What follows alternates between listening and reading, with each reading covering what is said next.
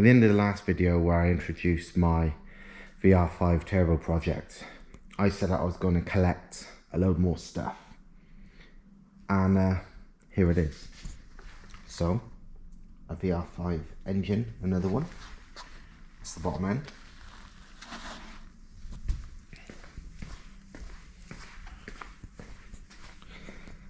And many boxes full of basically a complete engine, including full gasket kit, everything. It's literally like the whole lot. Loom and everything, which is what the main thing I needed. All sorts of stuff. Even another manifold. So yeah, all I've done so far is had a look at the rod and pistons. See the weird shape because it's a V engine, a VR engine. It's, you know, whereas the head is flat, you know, like a conventional engine, so the pistons have to be angled rather than the heads be angled. But that's kind of good because it makes them even stronger, because that's a fairly thick top deck even for the shortest part, and it's fucking gigantic at the biggest part. Rods as well are mega beefy. You can see why they don't need to change them until big power. So yeah, all in all, decent.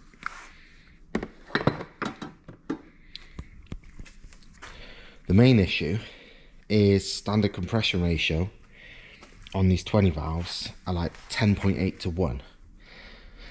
Which is fine if you're on E85, but on normal pump fuel, nah, it's not ideal. So I decided to see if I could modify it, because I like removing the squish pads on turbo engines anyway, because A, it improves head flow, B, in my opinion, it reduces the chance of debt, and C, it drops the compression a bit. On these, unfortunately, on the intake side at least, you can't. Oh, there's the intake side, isn't it? Yeah. On the intake side at least, there's practically zero you can take off because the valves go right up to it. You can take off a tiny bit off the edge, the sharp edge, but that's about it really.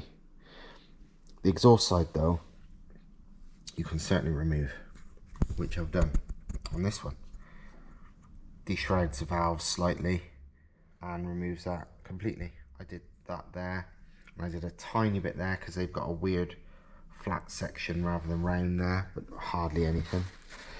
And then, as you can probably see by the blue liquid, I CC checked it between a standard one and the modified one, and while the difference in CC wasn't that big, I mean, it wouldn't be because of that. I was predicting like 3-4 cc, and I think it was about, can't remember off the top of my head, 4.5 cc, something like that. It's brought the compression down from about 10.8 to 10 to 1. Still quite high, but part of the reason for this isn't just to knock the compression down, but removing the squish pads, or softening the chambers as it's sometimes called, slows the flame front, slows the combustion, which basically for a turbo car is a good thing, or a nitrous car, or any kind of boosted car really. Just gives a wider tuning window, allows, well, more ignition timing before detonation really, or in, to be honest, more boost. So yeah, it's a good thing, and also it gives a little more deshrouding of the valves as well, which is a bonus. I'm in two minds. Considering the spec of mine and what I'm going to do with it, I reckon 10 to 1's probably alright, but I'm not sure. I've just realised a fatal flaw in my squish pad removal plan, and that is they're not the same each side. On this side of the head, it's the exhaust valves where I could remove the squish pad. on this side is the inlet valves. Little update on this. After explaining to Thomas about what I said about the squish pad thing, that's correct, but Thomas had another very, very valid point. That means it don't really matter, because no matter what, because of the wildly different port lengths and everything, these are far from equal anyway. And because of how the valves are with these still intact, even the chambers are far from equal. Look at the inlet valves on this one. There's very little shrouding, because obviously unless the piston's up, which doesn't count, you know, there's good airflow. On these, because of the squish pad, they're shrouding. So even without modification, the inlet and exhaust side, again, it's the same with the exhaust side. The squish pad, although it's not as shrouded as the inlets, that does reduce flow through the exhaust valve, whereas on this, it wouldn't. So, yeah, it's still worth doing. It's, yes, it's not as effective as if you could remove both, or if it was equal, you know, the same, but they're miles apart anyway.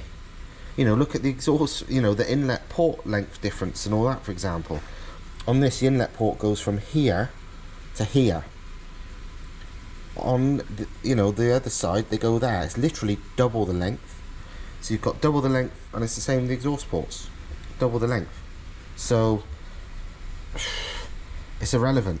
You know, people always worry about things. This is why I've talked in the past when I've been porting the heads or doing the combustion chambers, and I'm like, yeah, that's close enough. People have it in their head that everything's identical. Fuck all's identical, even as standard on cars, especially not on VRs. You know, your exhaust manifold, your inlet manifold, nothing is all perfectly equal flow. As long as they all work right, the fact they're not all equal is not the issue. On some really, really serious race cars, they deliberately have different compression and different flows to different cylinders to make up for whatever weak points there are. I know on NASCARs, so that's NA as well. I've got a video somewhere where a NASCAR technician bloke literally explains they have 8 different compression ratios for all 8 cylinders. All slight, but it's to equal the fact that they can't make the inlet flow the same amount of air, so they equal out the cylinders by changing the compression ratio. I know from somebody who restores race cars, that like restores Group B rally cars, that when they had a Renault 5 Maxi Turbo Group B car in, which is like 400 and some horsepower, 1.4 litre, 8 valve, when they took it, it was a super production race car one actually, so the highest power one, and yeah, took it apart and it had very noticeably different compression ratio for each cylinder. So, you know, that's how it is. It's not a big deal, no matter what the internet likes to think. Continuing my VR head examination and opinions, looking at the ports, VR inlet ports, despite some being long, some being short, really fucking good. They're big, they're huge basically. They're huge, they're not, you wouldn't call them restrictive at all. They're decent. The exhaust ports, they're not bad. They're bigger than a lot of engines. They can clearly do big power. I would say they're as big, if not bigger, than the 1.8T ones. But I wouldn't call them perfect, because purely the width of them versus where the valves are, in my opinion, they could be wider for better flow. Unfortunately, because some of them are so long, you would need a big ass, super long die grinder bit to get down there, or a CNC machine. But in my opinion, they could be made wider and that would flow a lot better, because look, the gas has to move around the corner a lot more than it would if they were wider. Taller, yeah, I won't worry about it, but wider, I reckon that's a benefit. Just measured the ports, and these are 29 by 34. So 29 wide, 34 tall. 180 ones are basically 33 round. So they are a bit bigger than these, but bearing in mind 180 ones, standard size exhaust ports, are good for like 1,000,000 fucking horsepower. It's not a big deal. Stock small port 180 inlet ports are 4226, but they're oval, so it's not quite a rectangle. But either way, 4226 oval, a lot more oval than these, and they're good for over 500 horsepower. I'm making 514 on stock ports. I think people have made 600 at least on them. Obviously not ideal at that level, but they've made it. These, however, are significantly larger. 40 by 30 for the short ones, and 35 by nearly 40 for the long ones. So they're big. So yeah, these are not short of flow at all. Little bit of a VR5 turbo update for you, as per the last video. Now I have a turbo and outlet flange, which in hindsight we should have just made. I ordered this from China. It's a Subaru to 3-inch V-band outlet. It was cheap. It was like £25 delivered or something from China, and that alone probably is alarm bells that it's probably going to be rubbish, but it was pure shit. The flange was so badly warped, Thomas had to machine off about, I think it was about 4 mil of this flange. It was like real thick. You had to machine off about 4 mil of it just to make it flat again. It was warped in 2 directions, it was that bad. And then I had to modify, even though the bolt holes are gigantic, they were out of place still, even though they were that big. So I had to enlarge them a little bit more to even get the thing to fit. And internally, it was absolutely miles out. As you can probably see here, look, some of it is bigger than the turbo, which is not really a problem. But just as much of it was smaller than the turbo flange. So I had to do a hell of a lot of port matching to make the inner bit at least as big as that, you know, no flat edges. So yeah, it's a proper shit show. And this here, even though most of it's like TIG welded, it's got a massive MIG weld all the way there, and it was really rough and shitty, so I had to take loads of that off to make it work. And yeah, overall it was just proper crap, and I literally bought it because I thought it'd just save the fabrication work of making a 3-inch pipe fit one of these flanges, and especially when the flange alone is not far off what I paid for the whole thing. But it was that much work, it probably wasn't worth it.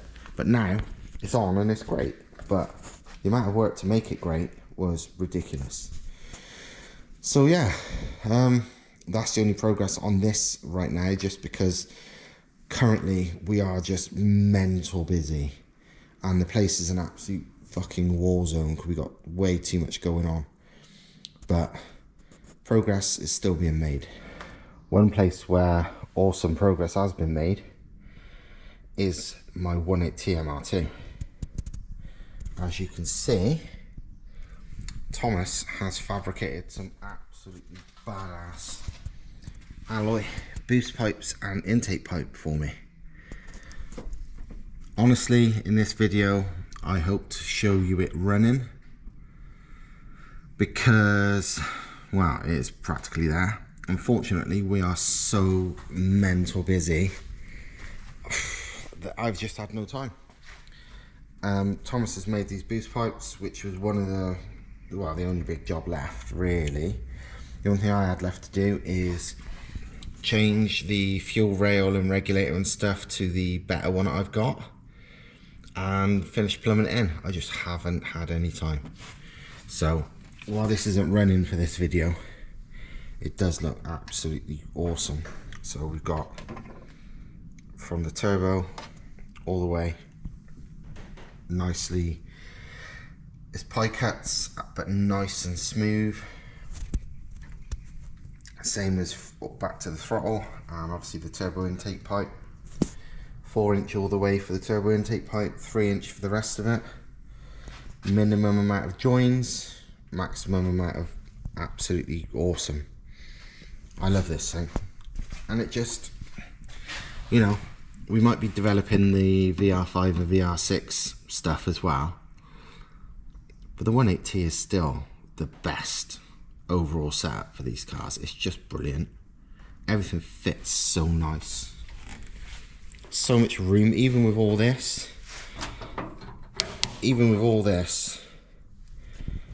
Room wise, fitment wise, this is like way better than the standard car. You know, the standard 1ZZ or even the crappy 2ZZ swap. And an absolute dream compared to K-swaps, which is just absolutely crammed, even with like much more basic and crappy setups. Whereas this, I've just got tons of room, as well as making, well, I made 514 on the dyno last time. Now it should make the same. Christ, it might make more. Don't know. But yeah, love it. Love it. I mean, look at it. That looks badass. From all angles too, to be fair. I mean, look. Every angle is just cool as fuck. 4" exhaust, massive turbo, 4" inlet, dual plenum intake, 514 horsepower, 30 psi boost, proper pump fuel. Yeah, it's a proper bit of kit. And very easy to live with, very easy to work on, reliable, and most of all, affordable. Engine swaps don't have to be a compromise, and this is the opposite of a compromise. It makes it easier to live with as a car rather than harder. So, love it. Well, it's 1 AM and I've just got back to the workshop. And bearing in mind this is 1 AM on Monday morning, as in Sunday night to Monday morning. And I've just come back with yet another VR5. This one completely complete, all the wiring loom, throttle pedal, the whole lot. Again, a really low mile one. This was from an automatic and it's done, I think it's done less than 70,000 miles. I've been thinking a lot about what I want to do with the VR5 while I was driving back, because I really like these. And like I said, I'm not aiming for big power. I'm massively tempted, especially seeing as the two I've got are real low miles, to not even open the engine. 10.8 to 1, which is quite high comp for pump fuel. But all I need is like 1 bar of boost, and I reckon 10.8 is acceptable on pump 99 at 1 bar, if not well. I hope it is, because that's what I'd like to do, because it almost seems, you know, at this kind of miles, it's not like they need the timing chain doing, they don't need anything, you just chuck them in, you know. That Volkswagen Up has got one of these and it runs 10s. That's a completely unopened engine, just running a Chinese GT35 at 1.5 bar, making about 500 horsepower. These with a good exhaust, a good intake and a good map, even NA, make like 200 horsepower. They make like 198, 199 brake on the dyno. It's fucking really good. So yeah, 350 should be doable at like 1 bar, if not, for, you know, closer to 400. And I'll be perfectly happy with 350. It's just a case of, can it run that much at 10.8 to 1 without debts? Not sure, but I'm getting more and more tempted to just try, because it just seems more trouble than it's worth to even bother taking it apart. Also, because there's a lot of people who's ran like 500 horsepower on these with a turbo with the standard ECU. I'm more and more tempted, as much as I want anti-lag and stuff, to at first just get it mapped on the standard Volkswagen ECU, which they are very good, as long as you know somebody that can map them properly. But yeah, it's like 1:15 in the morning now, something like that. So I'm going home, going to bed. So I'll see you next time. Ta-da.